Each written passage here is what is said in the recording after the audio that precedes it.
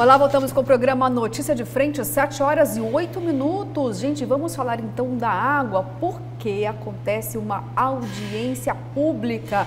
Então, quem vai trazer todos os detalhes para a gente agora é a repórter Semia Mauad. A audiência pública vai ser realizada de forma online, justamente para respeitar as medidas de biossegurança com relação à Covid-19. A data também já está marcada, dia 8 de novembro. Para falar sobre isso, então, eu converso agora, neste momento, com o Alexandro de Oliveira, ele que é presidente aqui da ASEC. Alexandro, na verdade, por que, então, essa audiência? O que vai ser discutido durante o evento? Bom, trata-se de uma previsão contratual comum em concessões, que diz que todas as vezes que algum evento extraordinário causar qualquer tipo de desequilíbrio econômico-financeiro, a agência tem que instaurar um procedimento para restabelecer esse equilíbrio econômico-financeiro. No caso específico dessa audiência pública, esse desequilíbrio foi causado em razão de algumas ações necessárias e mais intensas à época da pandemia, como, por exemplo, a suspensão de um reajuste tarifário do ano de 2020. Né? E, por conta disso, a concessionária pleiteou, né? Houve um período aí de suspensão de 10 meses dessa implementação de tarifa, e é isso que está sendo analisado e que vai ser debatido nessa audiência pública. Por conta desse reajuste dessa taxa, que é importante que as pessoas realmente participem? Sim, é importante que as pessoas participem, primeiramente porque é um exercício de cidadania, né? E também porque eventuais considerações, eventuais apontamentos sobre o procedimento devem e certamente serão levados em consideração na análise geral do procedimento. É importante ressaltar também que o que está se buscando aqui, nesse primeiro momento, é achar essa equação de reequilíbrio do contrato. E é sempre bom ressaltar também que isso não necessariamente vai resultar diretamente num reajuste de tarifa nesse momento, né? O município sempre tem se demonstrado muito sensível aos impactos econômicos da Covid-19, e o próprio contrato traz soluções que não necessariamente obriguem que esse valor seja repassado ao usuário. Um exemplo, prolongamento de contrato, abatimento de tributos por parte do município, indenização, e tudo isso vai ser considerado num momento oportuno para chegar à melhor solução para esse caso. Diante da pandemia, qual que foi, na verdade, então, o valor desse reajuste aí que deixou de ser praticado durante esse período? Foi um reajuste de 6,24% do ano de 2020, né? E que era para viger a partir de março de 2020, naquele momento mais intenso de enclausuramento em razão, como medida de combate à pandemia, e em razão do impacto econômico, muitos autônomos, muitas pessoas perderam seus empregos. Então, naquele momento, o município entendeu que seria de bom tom, não só Cuiabá, mas vários municípios no país também fizeram isso, suspenderam esse reajuste como uma forma de tentar amenizar esses impactos da pandemia. Está aí, então, feito o convite. A audiência pública vai ser realizada no próximo dia 8 de novembro, com imagens de Nilton de Oliveira e apoio técnico de José Assis. Semia Mauad para a Notícia de Frente. Onde que a gente pode apertar ali, gente, para baixar valor, né? Porque eu vou te contar, viu? Não dá para elevar o custo de mais nada. A gente começou esse programa aqui falando justamente da alta consecutiva aí dos combustíveis. O gás de cozinha também, gente, hoje pode sair a R$ 137. Hoje ou até a semana que vem, Daniel. Aí a ASEC vai fazer uma audiência, a perspectiva é de que não tenha alta, por favor, é isso mesmo que a gente está entendendo, né? E só para refrescar aqui a memória, recebemos o prefeito em exercício ontem aqui no programa, José Roberto Estopa, e ele fez uma avaliação que até surpreendeu, mas ele foi muito claro na avaliação dele. Kleber Lima, quer refrescar a memória da gente com a avaliação do prefeito em exercício? Quero, vou fazer aqui. Ele falou um palavrão, que eu não vou repetir, que para caracterizar uma parte da atuação da Águas Cuiabá, que é essa recuperação das ruas e avenidas, do asfalto que a Águas Cuiabá está tendo que cortar para poder fazer a ampliação da rede de água e de esgoto. O que ele elogiou bastante. A gente percebe o seguinte: quando a Águas Cuiabá, ela começa a fazer esse trabalho, é evidente que precisa causar o transtorno, porque você precisa substituir rede, ampliar a rede, e isso é feito embaixo do chão, então você tem que cavucar o chão e depois tapar. E ele deu um dado aqui que eu gravei, que a perspectiva de Cuiabá, muito em breve, até o final desse mandato, se tornar uma das 20 melhores coberturas de saneamento básico do Brasil. Hoje, Mato Grosso só tem uma cidade nessas condições hoje, que é Rondonópolis, que está com mais de 96% de universalização da rede de esgoto, saneamento básico na cidade. Então, se Cuiabá chegar a isso, é uma conquista, inclusive de saúde pública, de qualidade de vida e de bem-estar, extraordinária. Agora, para chegar lá, precisa começar e terminar bem o trabalho. Então, a discussão que a Prefeitura, ele disse que a Prefeitura está tentando fazer um TAC com a Águas Cuiabá para ajustar isso. Ela precisa refazer o asfalto que ela destruiu, né? Desculpa, mas é compreensível essa indignação do prefeito, porque é a área dele, com a qual ele está acostumado, né? Então, ele elogiou, lógico, a questão da distribuição da água. Você falou em saneamento e seria uma conquista importantíssima para a capital você atingir esse nível, né, de saneamento básico, porque quando você fala em saneamento básico, você fala em saúde pública, né? Inclusive, redução das doenças, né, que são geradas justamente por esse sistema inadequado que nós temos sanitário, né, na cidade. E vou até que avaliar, que já é um atraso, afinal de contas, somos a capital do Pantanal, estamos sempre falando sobre questões ambientais, o tratamento, a falta de tratamento, o quanto polui as águas, os nossos mananciais. Ou seja, e o Daniel bem lembrou aqui, a saúde, quanto se economiza na saúde pública se nós tivermos aqui realmente água de qualidade, principalmente o esgotamento sanitário. Kleber, é muito triste quando você vai na periferia e você vê crianças brincando, Daniel, em meio ao esgoto, a céu aberto. É indigno para Cuiabá. Indigno para Cuiabá, indigno para seres humanos, né? Até para animais aquilo é indigno. A gente vê, por exemplo, a polêmica que se ergue em torno do mau cheiro que existe ali na lagoa do Parque das Águas. Parque das Águas. Que é insuportável, e não é só na lagoa do parque. Aqueles edifícios ali do entorno, todos sofrem com esse problema do mau cheiro, que é a destinação do esgoto exatamente do poder público. Do complexo ali do CPA, que tem governo, tem assembleia, tem órgãos do judiciário, né? Então, assim, se o próprio Estado não faz a destinação adequada do seu esgoto, como é que ela vai se preocupar em fazer para a sociedade, né? E durante muitos anos ficou também prevalecendo aquela máxima de que político nenhum queria fazer investimento em esgoto porque ele ficava embaixo da terra, porque ninguém via. Você não vê na hora, mas você vê a médio prazo e a longo prazo o benefício que isso traz para a vida das pessoas. Eu ainda sonho com um dia em que a gente possa ter em Cuiabá aquilo que a gente vê em filmes, né, da Europa, dos Estados Unidos, da pessoa pegando o copo e servindo água tratada na torneira para beber. Ainda sonho com isso. E aí me lembra, sabe o quê? O Ministério Público, Daniel, em relação principalmente também, vamos falar das nascentes.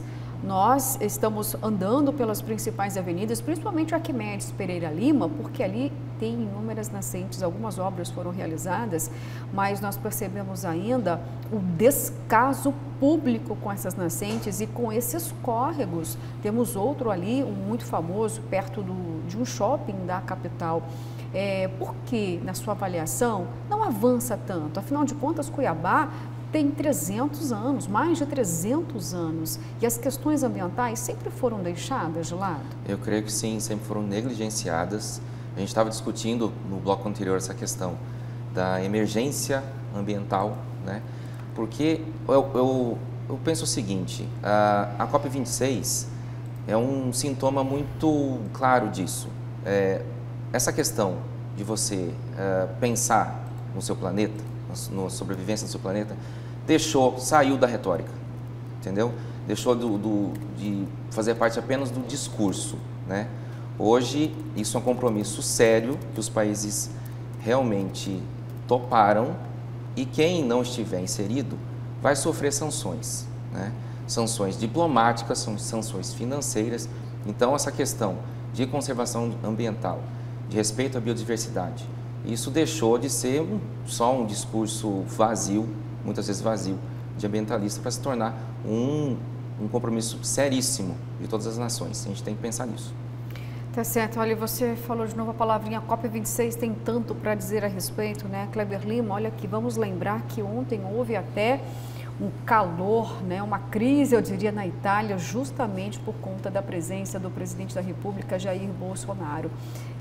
Há quem queria até tirar foto com o presidente, estar perto dele, mas teve um município em que ele não pôde comparecer, teve que horas depois, porque houve manifestação, a polícia italiana precisou ir até o local para conter os ânimos dos manifestantes. E o presidente, embora esteja na Itália, não foi até a COP26, que aconteceu na Dinamarca, certo, Daniel? E também na Escócia. Mas ele encaminhou um vídeo, Kleber Lima, dizendo que o Brasil é solução, o Brasil não é o problema ambiental.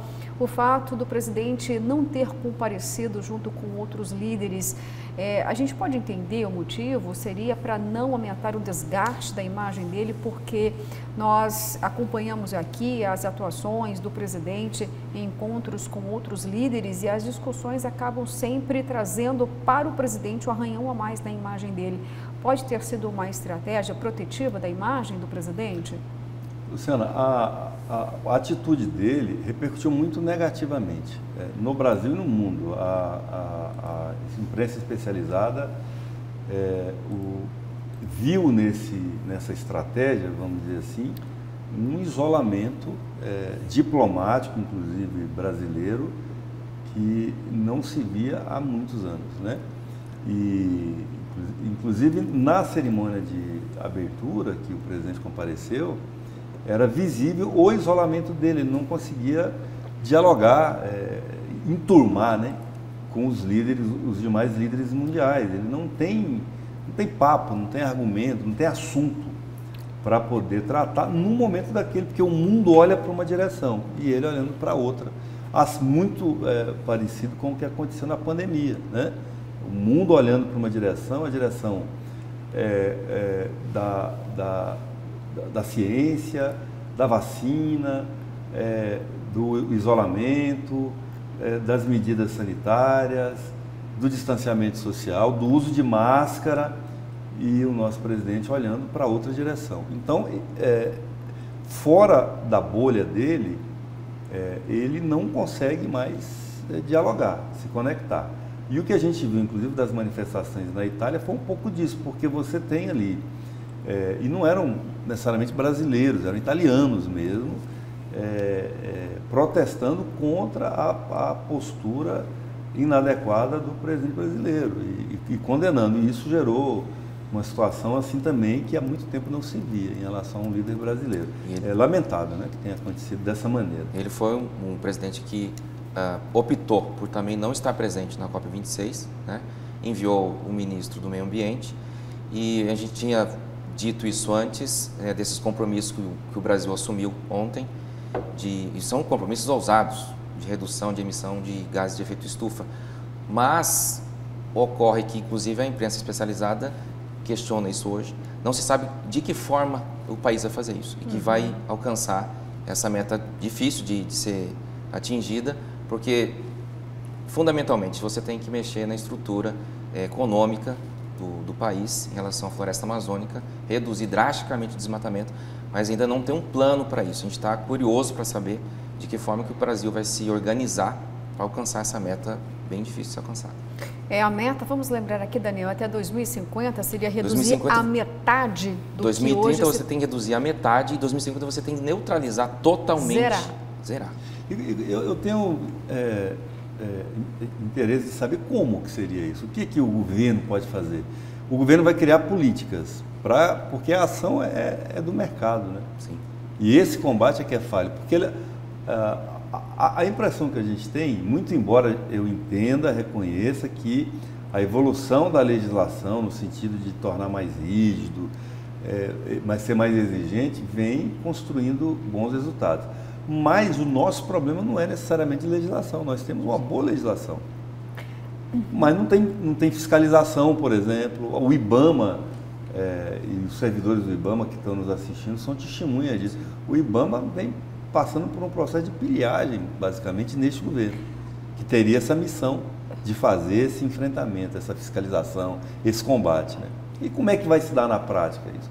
Tanto em nível nacional como em nível estadual. O que você tocou aí, Kleber, é muito importante a gente entender, até porque, Daniel, vou pedir a sua ajuda aqui, por exemplo, o Kleber falou em fiscalização, eu diria um pouquinho mais, além de fiscalização, vamos falar de incentivos, porque para uma empresa, para uma indústria mudar a forma dela atuar, ela precisa de incentivo, concorda? Porque se ela precisa mudar todo o sistema, o parque industrial, para ser menos poluente, ela precisa de uma contrapartida pública também, já que é em nome do meio ambiente. Mas aqui eu vou lembrar, peraí, Daniel, o Congresso não aprovou aí bilhões para as termoelétricas, não sabemos que essa é a matriz energética mais poluente do planeta, como que o Brasil pode apresentar então um programa para reduzir, enquanto do outro lado, há poucos meses, ele investe pesado naquilo que polui o meio ambiente? Está faltando então transparência ou ações efetivas que possam de fato contribuir com o meio ambiente? A preocupação é essa realmente, porque essa atuação do governo federal na COP26